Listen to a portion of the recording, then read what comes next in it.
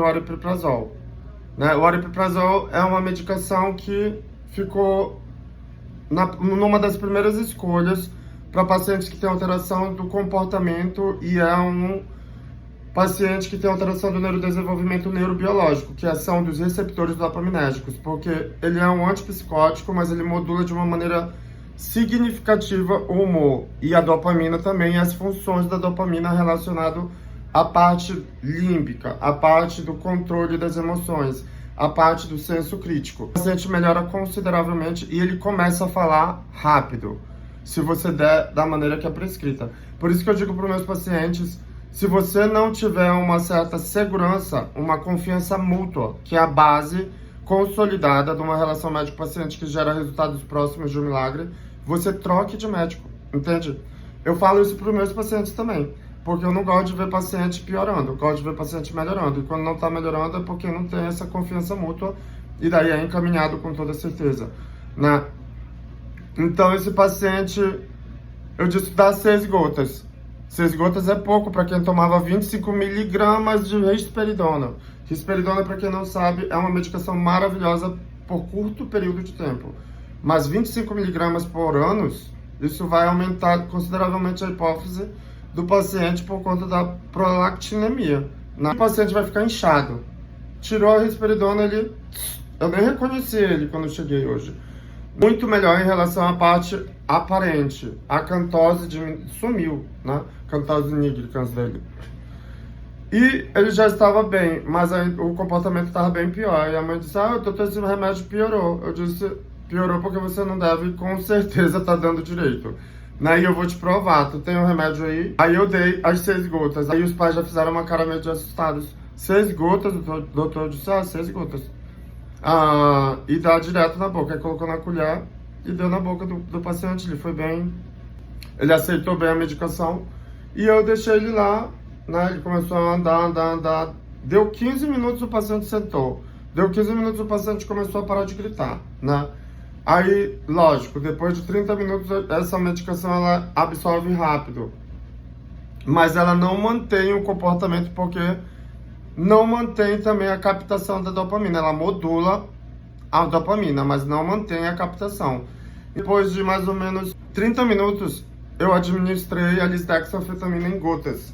Tomava só 2, 3 gotinhas, né? Para o tamanho dele é pouquíssimo, né? Eu disse para dar mais 6 gotas de lisdexanfetamina e deixar e observar. Aí eu coloquei o cronômetro de novo. 15 minutos o paciente já parou de falar e chamou a tia para passear.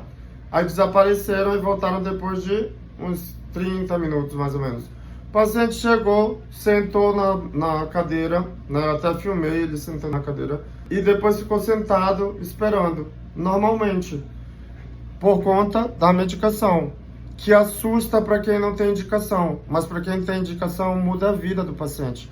Muda a vida da família, porque a família toda fica preocupada com esse paciente. Vocês têm que procurar alguém que vocês confiem, para poder dar o remédio, mas o mesmo veneno que mata é o mesmo que cura. Como eu digo, 2 e 2 são 4, não são 8, entende? Então, se vocês querem que seu filho melhore, tem que permanecer com o mesmo médico, comigo ou com qualquer outro neurologista, é pelo menos 3 meses, para ver a resposta. Crianças, elas costumam ficar muito irritadas, muito agressivas, né? E elas vão começar a agredir os pais, os cuidadores, dentre outras alterações que fogem das funções da dopamina, que é senso crítico, aprendizado, né, comportamento, autossaciedade e etc. Não vão concretizar nada, não vão iniciar quase nada, porque o pensamento vai vir em turbilhão por conta da noradrenalina, que não é captada também.